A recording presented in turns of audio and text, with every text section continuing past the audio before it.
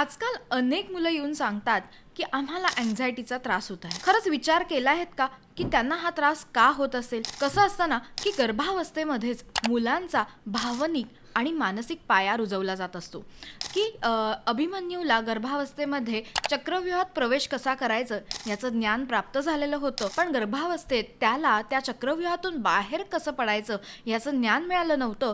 त्यामुळे आपण आपल्या मुलांना नक्की संस्कार गर्भावस्थेत कसे देत आहोत हे पण खूप महत्त्वाचं आहे.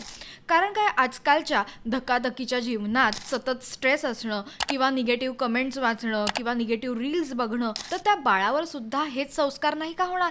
गर्भसंस्कार करत असताना आपल्या बाळाला आनंदी, शांत आणि सकारात्मक एन्व्हायरमेंट सुद्धा देणं हे आपल्या पालकांचं कर्तव्य आहे. ही महत्त्वाची माहिती प्रत्येक पालकांपर्यंत पोहोचवणं आपलं काम आहे. त्यामुळे जरूर हे रील शेअर करा.